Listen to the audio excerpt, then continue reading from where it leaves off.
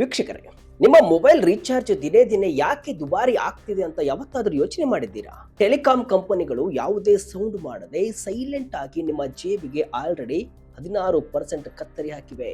ಅಷ್ಟೇ ಅಲ್ಲ, ಮುಂದಿನ ಕೇವಲ 3 ತಿಂಗಳಲ್ಲಿ ನಿಮಗೆ ಮತ್ತೊಂದು ಬಿಗ್ ಶಾಕ್ ಕಾದಿದೆ. ಎಸ್, ಟೆಲಿಕಾಂ ಕಂಪನಿಗಳು ಡೈರೆಕ್ಟ್ ಆಗಿ ಬೆಲೆ ಏರಿಕೆ ಮಾಡಿಲ್ಲ, ಬದಲಾಗಿ ಒಂದು ಸೈಲೆಂಟ್ ಹೈಕ್ ಅಂದ್ರೆ ಸದ್ದಿಲ್ಲದೆ ಬೆಲೆ ಏರಿಕೆಯನ್ನು ಮಾಡಿವೆ. ನಿಮ್ಮ ಮೊಬೈಲ್ ರೀಚಾರ್ಜ್ಗಳು ಈಗ ಆಲ್ರೆಡಿ 16% ವರೆಗೂ ದುಬಾರಿ ಆಗಿವೆ. ಒಂದ್ ಕಡೆ ಏರ್ಟೆಲ್ ತನ್ನ ಹಳೆ ಪ್ಲಾನ್ಗಳನ್ನ ಕ್ಯಾನ್ಸಲ್ ಮಾಡಿ ಹೊಸ ಪ್ಲಾನ್ಗಳನ್ನ ತಂದಿದೆ. ಇನ್ನೊಂದ್ ಕಡೆ ಜಿಯೋ ಬೆಲೆ ಏರಿಕೆ ಮಾಡದೆ ಇದ್ರೂ ಕೂಡ ಪ್ರೈಮ್ ಮೆಂಬರ್ಶಿಪ್ ಅನ್ನುವಂತಹ ಹೊಸ ಕಾನ್ಸೆಪ್ಟ್ ತಂದು ಒಂದು ವರ್ಷದ ಪ್ರೈಸ್ ಪ್ರೊಡಕ್ಷನ್ ಅಂತ ಹೇಳ್ತಾ ಇದೆ. ಇಷ್ಟೇ ಅಲ್ಲ, ಇದೇನ್ ದೊಡ್ಡ ವಿಷಯ ಅಲ್ಲ ಬಿಡಿ. ಮುಂದಿನ ಕೇವಲ 3 ರಿಂದ 4 ತಿಂಗಳಲ್ಲಿ ರೀಚಾರ್ಜ್ ಬೆಲೆಗಳು ಇನ್ನೊಂದು ಲೆವೆಲ್ಗೆ ಏರಿಕೆ ಆಗುವ ಎಲ್ಲಾ ಲಕ್ಷಣಗಳು ಕೂಡ ಈಗ ಕಾಣಿಸ್ತಾ ಇವೆ. ಹಾಗಾದ್ರೆ ಈ ಸೈಲೆಂಟ್ ಹೈಕ್ ಅಂದ್ರೆ ಏನು? ಮೊಬೈಲ್ ರೀಚಾರ್ಜ್ಗಳು ಎಷ್ಟು ದುಬಾರಿ ಆಗಿವೆ? ಫ್ಯೂಚರ್ ನಲ್ಲಿ ಬೆಲೆಗಳು ಎಷ್ಟು ಹೆಚ್ಚಾಗಬಹುದು? ಮತ್ತು ಎಲ್ಲಕ್ಕಿಂತ ಮುಖ್ಯವಾಗಿ ಈ ಟೆಲಿಕಾಂ ಕಂಪನಿಗಳು ಯಾಕೆ ಪದೇ ಪದೇ ನಮ್ಮ ಜೇಬಿಗೆ ಕತ್ತರಿ ಹಾಕ್ತಾ ಇವೆ ಎಂಬುದನ್ನು ಕೂಡ ಈ ವಿಡಿಯೋದಲ್ಲಿ ಡೀಟೇಲ್ ಆಗಿ ನೋಡ್ಕೊಂಡು ಬರೋಣ ಬನ್ನಿ. ನಾನು ಶಿವಮೂರ್ತಿ ಸರ್ಮಾ.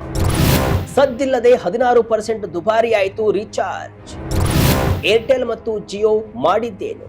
ಹೌದು, ದಿನೇ ದಿನೇ ಟೆಲಿಕಾಂ ರೇಟ್ ಏರುತ್ತಲೇ ಇದೆ. ಇದರಿಂದ ನೀವು BSNL ಕರೆಕ್ಟ್ ಆದ್ರೆ ಸಾಕಪ್ಪ ಅಂತಿದ್ದೀವಿ. ಭಾರತ ಟೆಲಿಕಾಂ ಮಾರ್ಕೆಟ್ ಬಗ್ಗೆ ನಿಮಗೆಲ್ಲ ಗೊತ್ತೇ ಇದೆ. ಇಲ್ಲಿ 3 ಪ್ರಮುಖ ಪ್ರೈವೇಟ್ ಪ್ಲೇಯರ್ಸ್ ಇದ್ದಾರೆ. ಒಂದು ಜಿಯೋ, ಎರಡನೇದು ಏರ್ಟೆಲ್, ಮೂರನೇದು ವಡಾಫೋನ್ ಐಡಿಯಾ. ಇವರ ಜೊತೆಗೆ ನಮ್ಮ ಸರ್ಕಾರಿ ಸ್ವಾಮ್ಯದ BSNL ಕೂಡ ಆಟಕ್ಕುಂಟು ಲೆಕ್ಕಕ್ಕಿಲ್ಲ ಎನ್ನುವಂಗೆ ಆಗಿದೆ. ಇದು ಪ್ರೈವೇಟ್ ಪ್ಲೇಯರ್ಸ್ ಅಡ್ವಾಂಟೇಜ್ ಆಗಿದೆ.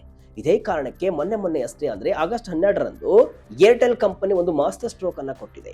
ತನ್ನ 5 ಜನಪ್ರಿಯ ಪ್ರಿಪೇಡ್ ಪ್ಲಾನ್ ಗಳನ್ನ ಅಂದ್ರೆ 249 ರೂಪಾಯಿ, 299 ರೂಪಾಯಿ, 579 ರೂಪಾಯಿ, 619 ರೂಪಾಯಿ ಮತ್ತು 649 ರೂಪಾಯಿ ಪ್ಲಾನ್ ಗಳನ್ನ ಏಕಾಏಕಿ ಬಂದ್ ಮಾಡಿದೆ.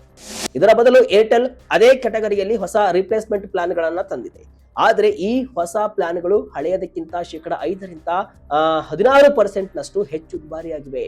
ಒಂದು ಉದಾಹರಣೆ ಕೊಟ್ಟರೆ ನಿಮಗೆ ಅರ್ಥ ಆಗುತ್ತೆ. ಈ ಹಿಂದೆ 299 ರೂಪಾಯಿ ಪ್ಲಾನ್ ಇತ್ತು. ಅದರಲ್ಲಿ ಪ್ರತಿದಿನ 1.5 GB ಡೇಟಾ ಸಿಗ್ತಾ ಇತ್ತು. ಅದರ ವ್ಯಾಲಿಡಿಟಿ 28 ದಿನ ಇತ್ತು. ಈಗ ಆ ಪ್ಲಾನ್ ಇಲ್ಲ. ಅದರ ಬದಲಿಗೆ ನೀವು 349 ರೂಪಾಯಿ ಪ್ಲಾನ್ ಹಾಕಿಸ್ಬೇಕು. ಇದರಲ್ಲಿ ಪ್ರತಿದಿನ 2 GB ಡಾಟಾ ಸಿಗುತ್ತೆ. ವ್ಯಾಲಿಡಿಟಿ ಅದೇ 28 ದಿನ ಇರುತ್ತೆ. ಆದ್ರೆ ಪರೋಕ್ಷವಾಗಿ ಬೆಲೆ ಸುಮಾರು 16% ಹೆಚ್ಚಾದ ಹಾಗೆ ಆಯಿತು. ಇದನ್ನೇ ನಾವು ಸೈಲೆಂಟ್ ಹೈಕ್ ಅಂತ ಕರೆಯೋಣ. ಪ್ರೈಮ್ ಮೆಂಬರ್ಶಿಪ್ ತಂದ ಜಿಯೋ. ಇನ್ನು ಜಿಯೋ ಕತೆ ನೋಡಿದ್ರೆ ಜಿಯೋ ಯಾವುದೇ ಪ್ಲಾನ್ ಅನ್ನ ಡಿಸ್ಕಂಟಿನ್ಯೂ ಮಾಡಿಲ್ಲ. ಅದರ ಬದಲು ಜಿಯೋ ಪ್ರೈಮ್ ಮೆಂಬರ್ಶಿಪ್ ಅನ್ನುವಂತಹ ಹೊಸ ಐಡಿಯಾವನ್ನ ತಂದಿದೆ. ಕಸ್ಟಮರ್ಸ್ 300 ರೂಪಾಯಿ ಕೊಟ್ಟು ಈ ಮೆಂಬರ್ಶಿಪ್ ಅನ್ನ ತೆಗೆದುಕೊಂಡ್ರೆ ಮುಂದಿನ 1 ವರ್ಷದವರೆಗೆ ಅವರ ಕರೆಂಟ್ ಪ್ಲಾನಿನ ಬೆಲೆ ಲಾಕ್ ಆಗುತ್ತೆ. ಅಂದ್ರೆ ಒಂದು ವೇಳೆ ಜಿಯೋ ಮುಂದೆ ಬೆಲೆ ಏರಿಕೆಯನ್ನ ಮಾಡಿದ್ರು ಕೂಡ ಪ್ರೈಮ್ ಮೆಂಬರ್ಸ್ ಹಳೆ ಬೆಲೆಯಲ್ಲೇ ರೀಚಾರ್ಜ್ ಅನ್ನ ಮಾಡಿಕೊಳ್ಳಬಹುದು. ಆದ್ರೆ ಈ 300 ರೂಪಾಯಿ ಮೆಂಬರ್ಶಿಪ್ ಫೀಸ್ ಅನ್ನ 12 ತಿಂಗಳಿಗೆ ಡಿವೈಡ್ ಮಾಡಿದ್ರೆ ಅದು ಎಫೆಕ್ಟಿವ್ ಆಗಿ 299 ರೂಪಾಯಿ ಪ್ಲಾನಿನ ಮೇಲೆ 8% ಬೆಲೆ ಏರಿಕೆ ಮಾಡಿದಷ್ಟೇ ಸಮ. ಇನ್ನು ವಡಾಫೋನ್ ಐಡಿಯಾ ಮತ್ತು BSNL ಯಾವುದೇ ಪ್ಲಾನ್ ಅನ್ನ ಕ್ಯಾನ್ಸಲ್ ಮಾಡಿಲ್ಲ, ಬದಲಾಗಿ ಹೊಸ ಎಂಟ್ರಿ ಲೆವೆಲ್ ಪ್ಲಾನ್ ಗಳನ್ನ ಮಾತ್ರ ಪರಿಚಯಿಸಿವೆ. ಈಗ ಏರ್ಟೆಲ್ ಮತ್ತು ಜಿಯೋ ಕಾಂಪಿಟೇಷನ್ ಮೇಲೆ ಬೆಲೆ ಏರಿಕೆಯನ್ನ ಮಾಡ್ತಾ ಇರುವುದು ಗ್ರಾಹಕರಿಗೆ ಬಿಸಿ ತುಪ್ಪವಾಗಿ ಪರಿಣಮಿಸಿದೆ. ಮತ್ತೆ ಏರಿಕೆಯಾಗುತ್ತಾ ಮೊಬೈಲ್ ರೀಚಾರ್ಜ್? ಮುಂದಿನ 3-4 ತಿಂಗಳಲ್ಲಿ ಕಾದಿದೆ ಬಿಗ್ ಶಾಕ್. ಇಷ್ಟೊತ್ತು ಹೇಳಿದೆಲ್ಲ ಕೇಳಿ ಅಬ್ಬಾ ಇದೊಂದು ಸಲ ಹೈಕ್ ಆಯ್ತು ಬಿಡು, ಇನ್ ಮುಂದೆ ಆಗಲ್ಲ ಅಂತ ಅಂದ್ಕೊಂಡ್ರೆ ನಿಮ್ಮ ಲೆಕ್ಕಾಚಾರ ಖಂಡಿತ ತಪ್ಪು. ಯಾಕಂದ್ರೆ ಹಲವು ರಿಸರ್ಚ್ ಫರ್ಮ್ಗಳ ಪ್ರಕಾರ ಮುಂದಿನ ಪ್ರಿಪೇಡ್ ಟ್ಯಾರಿಫ್ ಹೈಕ್ ಅಕ್ಟೋಬರ್ ಮತ್ತು ಡಿಸೆಂಬರ್ ನಡುವೆ ಆಗುವಂತಹ ಸಾಧ್ಯತೆ ದಟ್ಟವಾಗಿದೆ. ಸೆಂಟ್ರಮ್ ಇನ್ಸ್ಟಿಟ್ಯೂಷನಲ್ ರಿಸರ್ಚ್ ಹೇಳುವ ಪ್ರಕಾರ ಜಿಯೋ, ಏರ್ಟೆಲ್ ಮತ್ತು ವಡಾಫೋನ್ ಐಡಿಯಾ ಮುಂದಿನ 3-4 ತಿಂಗಳುಗಳಲ್ಲಿ ಪ್ರಿಪೇಡ್ ಟ್ಯಾರಿಫ್ ಗಳನ್ನ ಇನ್ನೂ 15% ವರೆಗೂ ಏರಿಕೆ ಮಾಡಬಹುದಂತೆ. ಇನ್ನೊಂದಿಷ್ಟು ತಜ್ಞರ ಪ್ರಕಾರ ಮುಂದಿನ 3 ರಿಂದ 6 ತಿಂಗಳಲ್ಲಿ 10% ರಿಂದ 12% ಬೆಲೆ ಏರಿಕೆ ಆಗುವುದು ಪಕ್ಕಾ ಅಂತೆ. ಒಂದು ರಿಪೋರ್ಟ್ ಪ್ರಕಾರ ಈಗಿರುವಂತಹ 28 ದಿನಗಳಿಗೆ ಒಟ್ಟು 2 GB ಡಾಟಾ ಕೊಡುವಂತಹ 199 ರೂಪಾಯಿ ಪ್ಲಾನ್ ಮುಂದೆ 3 GB ಡೇಟಾ ಕೊಡುವ 219 ರೂಪಾಯಿ ಪ್ಲಾನ್ ಆಗಿ ರಿಪ್ಲೇಸ್ ಆಗಬಹುದು. ಅಸಲಿಗೆ ಈ ಬೆಲೆ ಏರಿಕೆ ಜುಲೈನಲ್ಲೇ 20% ಆಗಬೇಕಾಗಿತ್ತು ಅಂತ ಹಲವು ಸಂಸ್ಥೆಗಳು ಅಂದಾಜನ್ನ ಮಾಡಿದ್ವು. ಆದ್ರೆ ಜೂನ್ ತಿಂಗಳಲ್ಲಿ ನಡೆದ ಇರಾನ್ ಅಮೆರಿಕ ಸಂಘರ್ಷದ ಕಾರಣದಿಂದಾಗಿ ಟೆಲಿಕಾಂ ಕಂಪನಿಗಳು ಈ ಬೆಲೆ ಏರಿಕೆಯನ್ನ ಮುಂದೂಡಿದ್ವು ಅಂತ ರಿಪೋರ್ಟ್ಗಳು ಹೇಳಿವೆ. ಜಿಯೋ ಪ್ರೈಮ್ ಮೆಂಬರ್ಶಿಪ್ ಅಸಲಿಯತ್ತೇನು? ಗ್ರಾಹಕರಿಗೆ ಲಾಭನ ಅಥವಾ ಲಾಸ್ ಆಗುತ್ತಾ? ಈಗ ಎಲ್ಲರ ತಲೆಯಲ್ಲಿರುವಂತಹ ದೊಡ್ಡ ಪ್ರಶ್ನೆ ಅಂದ್ರೆ ಫ್ಯೂಚರ್ ಪ್ರೈಸ್ ವಿಚಾರದಲ್ಲಿ ಈ ಜಿಯೋ ಪ್ರೈಮ್ ಮೆಂಬರ್ಶಿಪ್ ನ ಕತೆ ಏನು? ಬ್ರೋಕರೇಜ್ ಫರ್ಮ್ ಆಗಿರುವಂತಹ ಮೋತಿಲಾಲ್ ಓಸ್ವಾಲ್ ಪ್ರಕಾರ ಜಿಯೋ ಟ್ಯಾರಿಫ್ಗಳು ಮುಂದಿನ 6 ತಿಂಗಳೊಳಗೆ ಹೆಚ್ಚಾಗಬಹುದು. ಇದರ ಕ್ಯಾಲ್ಕುಲೇಷನ್ ಬಹಳ ಸಿಂಪಲ್ ಆಗಿದೆ. ಕಸ್ಟಮರ್ಸ್ ಪ್ರೈಮ್ ಮೆಂಬರ್ಶಿಪ್ಗಾಗಿ ವರ್ಷಕ್ಕೆ 300 ರೂಪಾಯಿ ಕೊಡ್ತಾರೆ, ಅಂದ್ರೆ ತಿಂಗಳಿಗೆ 25 ರೂಪಾಯಿ ಕಟ್ಟಿದ ಹಾಗೆ. ಈ ಮೆಂಬರ್ಶಿಪ್ ನಿಂದ ನಮಗೆ ನಿಜವಾಗ್ಲೂ ಹಣ ಉಳಿಯುತ್ತಾ ಇಲ್ವಾ ಅನ್ನೋದು ಕೂಡ ಜಿಯೋ ಯಾವಾಗ ತನ್ನ ಪ್ಲಾನ್ ರೇಟ್ ಹೆಚ್ಚಿಸುತ್ತೆ ಅನ್ನೋದರ ಮೇಲೆ ಡಿಪೆಂಡ್ ಆಗುತ್ತೆ. ಈ ಬಗ್ಗೆ ಮೋತಿಲಾಲ್ ಓಸ್ವಾಲ್ 2 ಸಿನಾರಿಯೋ ಕೊಟ್ಟಿದ್ದಾರೆ. ಅದರಲ್ಲಿ ಮೊದಲನೆಯ ಸಿನಾರಿಯೋವನ್ನ ನೋಡೋದಾದ್ರೆ, ಒಂದು ವೇಳೆ ಬೆಲೆ ಏರಿಕೆ 6 ತಿಂಗಳೊಳಗೆ ಆದ್ರೆ, ಉದಾಹರಣೆಗೆ ಜಿಯೋ ತನ್ನ 229 ರೂಪಾಯಿ ಪ್ಲಾನ್ ಅನ್ನ 50 ರೂಪಾಯಿ ಹೆಚ್ಚಿಸಿ 349 ರೂಪಾಯಿ ಮಾಡಿದ್ರೆ ಏನಾಗುತ್ತೆ? ಪ್ರೈಮ್ ಮೆಂಬರ್ ಆಗಿರೋರು ಅದೇ 299 ರೂಪಾಯಿ ಕಟ್ಟಿಕೊಂಡು ರೀಚಾರ್ಜ್ ಮಾಡ್ತಾರೆ. ಅಂದ್ರೆ ತಿಂಗಳಿಗೆ 50 ರೂಪಾಯಿ ಉಳಿತಾಯ ಆಯ್ತು. ವರ್ಷದ ಮೆಂಬರ್ಶಿಪ್ ಫೀಸ್ 300 ರೂಪಾಯಿ. ಅಂದ್ರೆ ನೀವು ಕಟ್ಟಿದ ಆ 300 ರೂಪಾಯಿ ಕೇವಲ 6 ತಿಂಗಳಲ್ಲಿ ರಿಕವರ್ ಆಗುತ್ತೆ. ಇದರಿಂದ ಜಿಯೋಗೆ ಮಂತ್ಲಿ ARPN ನಲ್ಲಿ ಸುಮಾರು 46 ರೂಪಾಯಿ ಏರಿಕೆ ಕಾಣಿಸುತ್ತೆ. ಎರಡನೆಯ ಸಿನಾರಿಯೋ ನೋಡೋದಾದ್ರೆ, ಒಂದು ವೇಳೆ ಬೆಲೆ ಏರಿಕೆ 6 ತಿಂಗಳ ನಂತರ ಆದ್ರೆ, ಇಲ್ಲಿ ಏನಾಗುತ್ತೆ ಅಂದ್ರೆ ಕಸ್ಟಮರ್ಗೆ ಯಾವುದೇ ಬೆನಿಫಿಟ್ ಸಿಗೋಕ್ಕೂ ಮುನ್ನವೇ ಮೆಂಬರ್ಶಿಪ್ ನ ಬಹುಪಾಲು ಸಮಯ ಮುಗಿದು ಹೋಗಿರುತ್ತೆ. ಒಂದು ವೇಳೆ ಜಿಯೋ ಜೂನ್ 2027ರಲ್ಲಿ ಬೆಲೆ ಏರಿಕೆಯನ್ನ ಮಾಡಿದ್ರೆ ನಿಮ್ಮ ಮೆಂಬರ್ಶಿಪ್ ವ್ಯಾಲಿಡಿಟಿ ಕೇವಲ 4 ತಿಂಗಳು ಮಾತ್ರ ಉಳಿದಿರುತ್ತೆ. ಆ ಕೇಸ್ ನಲ್ಲಿ ಕಸ್ಟಮರ್ ತಾನು ಕೊಟ್ಟಂತಹ 300 ರೂಪಾಯಿ ತನ್ನ ರಿಕವರ್ ಮಾಡಿಕೊಳ್ಬೇಕು ಅಂದ್ರೆ ಉಳಿದ 4 ತಿಂಗಳು ಪ್ರತಿ ತಿಂಗಳಿಗೆ 75 ರೂಪಾಯಿ ಸೇವ್ ಮಾಡಬೇಕಾಗುತ್ತೆ. ಹಾಗಾಗಿ ಜಿಯೋ ಟ್ಯಾರಿಫ್ ಹೆಚ್ಚಿಸಲು ಎಷ್ಟು ತಡ ಮಾಡುತ್ತೋ ಅಷ್ಟು ಈ ಪ್ರೈಮ್ ಮೆಂಬರ್ಶಿಪ್ ನ ವ್ಯಾಲ್ಯೂ ಕಸ್ಟಮರ್ ಗಳಿಗೆ ಕಡಿಮೆ ಆಗ್ತಾ ಹೋಗುತ್ತೆ. ಅಂದು ಫ್ರೀ ಇಂದು ದುಬಾರಿ. ವೀಕ್ಷಕರೇ, ನಾವೆಲ್ಲರೂ ಕೂಡ ಒಂದು ಕಾಲದಲ್ಲಿ free internet, free calling enjoy ಮಾಡಿ ನೆನಪಿದೆಯಾ? ಈಗ ಆ ಟೈಮ್ಗೆ ಹೋಗಿ ಬರೋಣ ಬನ್ನಿ.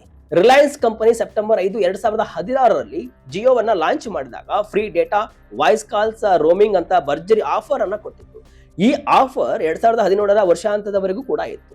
ಜಿಯೋ ಎಂಟ್ರಿಯಿಂದ ಇಡೀ ಇಂಡಿಯನ್ ಟೆಲಿಕಾಂ ಮಾರ್ಕೆಟ್ ಉಲ್ಟಾ ಪಲ್ಟಾ ಆಯಿತು. ಜಿಯೋ ಜೊತೆ ಕಾಂಪಿಟೇಷನ್ ಮಾಡಲು ಬೇರೆ ಆಪರೇಟರ್ಸ್ ಬೆಲೆ ಕಡಿತವನ್ನ ಮಾಡಲೇಬೇಕಾದಂತಹ ಪರಿಸ್ಥಿತಿ ಬಂತು. ಏರ್ಟೆಲ್ ತನ್ನ ಕೆಲವು ಡೇಟಾ ಟ್ಯಾರಿಫ್ಗಳನ್ನ 80% ವರೆಗೆ ಕಡಿಮೆ ಮಾಡಿದ್ರೆ, ಐಡಿಯಾ 67%ರವರೆಗೆ ಕಡಿತವನ್ನ ಮಾಡಿತ್ತು. ನಿಮಗೆ ನೆನಪಿರಬಹುದು, ಜಿಯೋ ಬರೋಕು ಮುಂಚೆ ಭಾರತದಲ್ಲಿ 1 GB ಮೊಬೈಲ್ ಡೇಟಾಗೆ ಸುಮಾರು 225 ರೂಪಾಯಿ ಇತ್ತು. ಆದ್ರೆ 2018-19 ಹೊತ್ತಿಗೆ ಇದರ ಅವರೇಜ್ ಬೆಲೆ ಕೇವಲ 7.7 ರೂಪಾಯಿಗೆ ಬಂದು ನಿಂತಿತ್ತು. ಇದರಿಂದಾಗಿ ಭಾರತ ಪ್ರಪಂಚದಲ್ಲೇ ಅತಿ ಕಡಿಮೆ ಬೆಲೆಗೆ ಮೊಬೈಲ್ ಡೇಟಾ ಸಿಗುವ ಮಾರ್ಕೆಟ್ ಆಗಿ ಬದಲಾಯಿತು. ಆದ್ರೆ ಈ ಸುವರ್ಣ ಕಾಲ ಮುಗಿದು ಹೋಯಿತು. ಅದಾದ್ಮೇಲೆ ಪ್ರಿಪೇಡ್ ಟ್ಯಾರಿಫ್ಗಳಲ್ಲಿ 3 ದೊಡ್ಡ ರೌಂಡ್ ನ ಬೆಲೆ ಏರಿಕೆಗಳು ಆಗಿವೆ. ಇದೆಲ್ಲದರ ಮಧ್ಯೆ ಈಗ ಜನರಿಗೆ ಉಳಿದಿರೋ ಒಂದೇ ಆಶಾ ಕಿರಣ ಅಂದ್ರೆ ಅದು BSNL. ಆದ್ರೆ BSNL ಇನ್ನೂ ಕೂಡ ಪೂರ್ತಿಯಾಗಿ 4G ತಂದಿಲ್ಲ. ನೆಟ್ವರ್ಕ್ ಸಮಸ್ಯೆ ಇದೆ. ಟೆಲಿಕಾಂ ಕಂಪನಿಗಳಿಗೆ ಈ ವಿಚಾರ ಚೆನ್ನಾಗಿ ಗೊತ್ತಿದೆ. ಜನ ಎಷ್ಟೇ ಬೈದುಕೊಂಡ್ರು ಇಂಟರ್ನೆಟ್ ಸ್ಪೀಡ್ಗಾಗಿ ಕೊನೆಗೆ ತಮ್ಮ ಬಳಿಯೇ ಬರಬೇಕು ಅನ್ನೋ ಧೈರ್ಯ ಪ್ರೈವೇಟ್ ಕಂಪನಿಗಳಿಗೆ ಇದೆ. ಆದ್ದರಿಂದ ಬೆಲೆ ಏರಿಕೆಯ ದಾರಿ ಹಿಡಿದಿವೆ. 2019ರಿಂದ 3 ರೌಂಡ್ ಬೆಲೆ ಏರಿಕೆ. ಈಗ ಸೈಲೆಂಟ್ ಹೈಕ್ ದಾರಿ ಹಿಡಿದ ಆಪರೇಟರ್ಸ್. 2019ರ ಡಿಸೆಂಬರ್ನಲ್ಲಿ ಬರೋಬ್ಬರಿ 40%ರವರೆಗೆ ಏರಿಕೆ ಆಯಿತು. ಜಿಯೋನ ಪ್ರತಿದಿನ 1.5 GB ಪ್ಲಾನ್ 199 ರೂಪಾಯಿಯಿಂದ 199 ರೂಪಾಯಿಗೆ ಏರಿತು. ಏರ್ಟೆಲ್ 199 ರೂಪಾಯಿನಿಂದ 248 ರೂಪಾಯಿಗೆ ಬಂತು. ಆಮೇಲೆ ವಡಾಫೋನ್ ಐಡಿಯಾ 229 ರೂಪಾಯಿಯಿಂದ 249 ರೂಪಾಯಿಗೆ ಏರಿಸಿದ್ವು. ಆಗ್ಲೇ 1 GB ಡೇಟಾ ಬೆಲೆ ಸರಾಸರಿ 11 ರೂಪಾಯಿಗೆ ಬಂದು ನಿಂತಿತ್ತು. ಮತ್ತೆ 2 ವರ್ಷದ ಬಳಿಕ ಅಂದ್ರೆ 2021ರ ಡಿಸೆಂಬರ್ನಲ್ಲಿ 2ನೇ ರೌಂಡ್ ಬೆಲೆ ಏರಿಕೆ ಆಯಿತು. ಇಲ್ಲಿ ಮತ್ತೆ 20% ವರೆಗೂ ಕೂಡ ಏರಿಕೆ ಆಯಿತು. ಏರ್ಟೆಲಿನ 28 ದಿನದ ದಿನಕ್ಕೆ 1.5 GB ಪ್ಲಾನ್ 249 ರೂಪಾಯಿಯಿಂದ 299 ರೂಪಾಯಿ ಆಯಿತು. ಜಿಯೋ ತನ್ನ 199 ರೂಪಾಯಿ ಪ್ಲಾನ್ ಅನ್ನ 239 ರೂಪಾಯಿಗೆ ಮತ್ತು 249 ರೂಪಾಯಿ ಪ್ಲಾನ್ ಅನ್ನ 299 ರೂಪಾಯಿಗೆ ಏರಿಸಿತು. ಇನ್ನು ಜುಲೈ 2024ರಲ್ಲಿ ಮತ್ತೆ 25%ರವರೆಗೆ ಬಿಗ್ ಹೈಕ್ ಆಯಿತು. ಜಿಯೋದ 299 ರೂಪಾಯಿ ಪ್ಲಾನ್ ಅನ್ನ 349 ರೂಪಾಯಿಗೆ ಏರಿಸಿತು. ಕ್ರಿಸಿಲ್ ರಿಪೋರ್ಟ್ ಪ್ರಕಾರ 3 ಆಪರೇಟರ್ಸ್ ಅವರೇಜ್ ಆಗಿ 17-19ರಷ್ಟು ಟ್ಯಾರಿಫ್ ಅನ್ನ ಹೆಚ್ಚಿಸಿದರು. ಇದರಿಂದ ಕಂಪನಿಗಳ ARPU 2024ರಲ್ಲಿ 182 ರೂಪಾಯಿ ಇದ್ದಿದ್ದು 2026ರ ಹೊತ್ತಿಗೆ 225-230 ರೂಪಾಯಿಗೆ ಏರಿಕೆ ಆಗುವ ಅಂದಾಜು ಸಿಕ್ಕಿತು. ಜುಲೈ 2024ರ ನಂತರ ಯಾವುದೇ official industry wide tariff hike ಆಗಿಲ್ಲ. ಆದ್ರೆ ಬೆಲೆಗಳು ಮಾತ್ರ ಸೈಲೆಂಟ್ ಆಗಿ ಏರ್ತಾನೆ ಇವೆ. ನಾವು ಉದಾಹರಣೆ ಕೊಡೋದಾದ್ರೆ, ಏಪ್ರಿಲ್ 2026ರಲ್ಲಿ ಏರ್ಟೆಲ್ ತನ್ನ 84 ದಿನದ 1.5 GB ಪರ್ ಡೇ ಪ್ಲಾನ್ ಅನ್ನ 859ರಿಂದ 899 ರೂಪಾಯಿಗೆ ಏರಿಸಿತು ಮತ್ತು 799 ರೂಪಾಯಿ, 249 ರೂಪಾಯಿಯ ಎಂಟ್ರಿ ಲೆವೆಲ್ ಪ್ಲಾನ್ ಗಳನ್ನ ಕ್ಯಾನ್ಸಲ್ ಮಾಡಿ ಈಗ ಮತ್ತೆ ಈ ಸೈಲೆಂಟ್ ಹೈಕೋ ಶುರುವಾಗಿದೆ. ರೀಚಾರ್ಜ್ ಯಾಕೆ ಇಷ್ಟೊಂದು ದುಬಾರಿ ಆಗ್ತಿದೆ? ಇದರ ಹಿಂದಿನ 3 ಅಸಲಿ ಕಾರಣಗಳು ಏನು? ಇಷ್ಟೆಲ್ಲ ಬೆಲೆ ಏರಿಕೆ ಆಗ್ತಿದೆ ಅಂದ್ರೆ ಈ ಟೆಲಿಕಾಂ ಕಂಪನಿಗಳು ಯಾಕೆ ಪದೇ ಹೀಗೆ ಮಾಡ್ತಿದ್ದಾರೆ ಅನ್ನೋ ಪ್ರಶ್ನೆ ನಿಮ್ಮಲ್ಲಿ ಮೂಡೋದು ಸಹಜ. ಇದಕ್ಕೆ ಪ್ರಮುಖವಾಗಿ 3 ದೊಡ್ಡ ಕಾರಣಗಳಿವೆ. ಅದರಲ್ಲಿ ಮೊದಲನೆಯದು, ಭಾರತದಲ್ಲಿ ಯೂಸರ್ ರೆವೆನ್ಯೂ ಇನ್ನೂ ಕಡಿಮೆ ಇದೆ. ಒಂದು ಟೆಲಿಕಾಂ ಕಂಪನಿ ಪ್ರತಿ ತಿಂಗಳು ಒಬ್ಬ ಕಸ್ಟಮರ್ ನಿಂದ ಎಷ್ಟು ದುಡ್ಡು ಸಂಪಾದನೆ ಮಾಡುತ್ತೆ ಅನ್ನೋದನ್ನ ಪ್ರತಿ ಗ್ರಾಹಕನಿಂದ ಸರಾಸರಿ ಆದಾಯ ಅಥವಾ ARPU ಅಂತ ಕರೀತಾರೆ. ಸಿಂಪಲ್ ಆಗಿ ಹೇಳಬೇಕು ಅಂದ್ರೆ ಒಂದು ಕಂಪನಿಗೆ 100 ಮಿಲಿಯನ್ ಕಸ್ಟಮರ್ಸ್ ಇದ್ದು ತಿಂಗಳಿಗೆ 2,000 ಕೋಟಿ ರೂಪಾಯಿ ಆದಾಯ ಬರ್ತಿದ್ರೆ ಆಗ ಅವರೇಜ್ ARPU 200 ರೂಪಾಯಿಗೆ ಆಗುತ್ತೆ. ಕಂಪನಿಗಳಿಗೆ ಈ ನಂಬರ್ ಜಾಸ್ತಿ ಆಗ್ತಾನೆ ಇರಬೇಕು. ಕಳೆದ ವರ್ಷದ ಆಗಸ್ಟ್ ನಲ್ಲಿ ಏರ್ಟೆಲ್ನ ARPU 250 ರೂಪಾಯಿ ಇತ್ತು. ಜಿಯೋದ ARPU 209 ರೂಪಾಯಿ ಇತ್ತು. ಇದು 165 ರು ಇತ್ತು. ಅಂದ್ರೆ ಅದೇ ನೀವು ಅಮೆರಿಕದ ಟೆಲಿಕಾಂ ಆಪರೇಟರ್ಸ್ ನೋಡಿದ್ರೆ ಅವರ ARPU ಸುಮಾರು 4,300 ರೂಪಾಯಿ ಇದೆ. ಯುರೋಪ್ನಲ್ಲಿ ಸುಮಾರು 1,000 ರೂಪಾಯಿ ಮತ್ತು ಚೀನಾದಲ್ಲಿ 600 ರೂಪಾಯಿ ಇದೆ. ಈ ಲೆಕ್ಕದಲ್ಲಿ ನೋಡಿದ್ರೆ ಭಾರತದ ARPU ತುಂಬಾನೇ ಕಡಿಮೆ. ಎರಡನೇ ಕಾರಣ 5G ಖರ್ಚು ರಿಕವರಿ ಮಾಡಬೇಕಾಗಿರುವುದು. ಕಳೆದ ಕೆಲವು ವರ್ಷಗಳಿಂದ ಜಿಯೋ ಮತ್ತು ಏರ್ಟೆಲ್ 5G ಸ್ಪೆಕ್ಟ್ರಮ್ ನೆಟ್ವರ್ಕ್ ಮತ್ತು ಇಕ್ವಿಪ್ಮೆಂಟ್ ಮೇಲೆ ಕೋಟ್ಯಾಂತರ ರೂಪಾಯಿಯನ್ನ ಸುರಿದಿದೆ. ಜೂನ್ 10ಗೆ ಭಾರತದಲ್ಲಿ ಸುಮಾರು 4.6 ಲಕ್ಷ 5G ಬೇಸ್ ಸ್ಟೇಷನ್ಗಳಿವೆ. 99% ಜಿಲ್ಲೆಗಳು ಹಾಗೂ 80% ಜನಸಂಖ್ಯೆಗೆ 5G ಕವರ್ ಆಗ್ತಾ ಇದೆ. ಜಿಯೋ ತನ್ನ 5G ನೆಟ್ವರ್ಕ್ಗೆ ಬರೋಬ್ಬರಿ 2 ಲಕ್ಷ ಕೋಟಿ ರೂಪಾಯಿ ಇನ್ವೆಸ್ಟ್ ಮಾಡಿದೆ. ಏರ್ಟೆಲ್ 1.5 ಲಕ್ಷ ಕೋಟಿ ರೂಪಾಯಿ ಖರ್ಚು ಮಾಡಿದೆ. ಇಷ್ಟು ದಿನ ಇಬ್ಬರು 5G ಅನ್ನ ಫ್ರೀ ಆಗಿ ಕೊಟ್ಟರು. ಈಗ 5G ಯೂಸರ್ಸ್ ಹೆಚ್ಚಾಗ್ತಿರೋದ್ರಿಂದ ಇನ್ವೆಸ್ಟ್ ಮಾಡಿದ ದುಡ್ಡನ್ನು ವಾಪಸ್ ಪಡೆಯಲು ಟ್ಯಾರಿಫ್ ಅನ್ನ ಹೆಚ್ಚಿಸುವುದು ಅವರಿಗೆ ಅನಿವಾರ್ಯ ಆಗಿದೆ. ಇನ್ನು ಮೂರನೇ ಕಾರಣ ನಾವು ನೋಡೋದಾದ್ರೆ ಸಾಲ ಮತ್ತು ಸರ್ಕಾರದ ಬಾಕಿ ತೀರಿಸುವುದು. ಟೆಲಿಕಾಂ ಕಂಪನಿಗಳು ಸರ್ಕಾರಕ್ಕೆ AGR ಅಡಿಯಲ್ಲಿ ಸಾವಿರಾರು ಕೋಟಿ ರೂಪಾಯಿ ಬಾಕಿಯನ್ನು ಉಳಿಸಿಕೊಂಡಿವೆ. ಇದರಲ್ಲಿ ಅತಿ ಹೆಚ್ಚು ಪ್ರೆಷರ್ ಇರೋದು ವಡಾಫೋನ್ ಐಡಿಯಾ ಮೇಲೆ. ಸರ್ಕಾರ ವಿ ಕಂಪನಿಯ AGR ಬಾಕಿಯನ್ನ ಸುಮಾರು 64,046 ಕೋಟಿ ರೂಪಾಯಿಗೆ ಫ್ರೀಸ್ ಮಾಡಿದೆ. ಇದನ್ನ ಕಂಪನಿ 2032ರಿಂದ 2041 ಒಳಗೆ ಕಟ್ಟಬೇಕು. ಈ ಸಾಲ ತೀರಿಸಲು ಹಾಗೂ ಕ್ಯಾಶ್ ಫ್ಲೋ ಮೇಂಟೈನ್ ಮಾಡಲು ಅವರಿಗೆ ಹೈಯರ್ ರೆವಿನ್ಯೂ ಬೇಕೇ ಬೇಕು. ವೀಕ್ಷಕರೇ, ಒಟ್ಟಿನಲ್ಲಿ 2016-17ರಲ್ಲಿ ಸಿಕ್ಕಂತಹ ಫ್ರೀ ಇಂಟರ್ನೆಟ್, ಕಡಿಮೆ ಬೆಲೆಯ ರೀಚಾರ್ಜ್ ದಿನಗಳು ಈಗ ಕೇವಲ ಒಂದು ಕನಸು. ಟೆಲಿಕಾಂ ಕಂಪನಿಗಳು ಸಾವಿರಾರು ಕೋಟಿ ಬಂಡವಾಳ ಹಾಕಿ 5G ಅನ್ನ ತಂದಿವೆ. ಜೊತೆಗೆ ಹಳೆಯ ಸಾಲಗಳನ್ನು ತೀರಿಸುವ ಒತ್ತಡದಲ್ಲಿ ಇವೆ. ಇದರ ನೇರ ಹೊರೆ ಈಗ ಕಾಮನ್ ಮ್ಯಾನ್ ಅಂದ್ರೆ ನಿಮ್ಮಂತ ಸಾಮಾನ್ಯ ಗ್ರಾಹಕರ ಜೇಬಿನ ಮೇಲೆ ಬೀಳ್ತಾ ಇದೆ.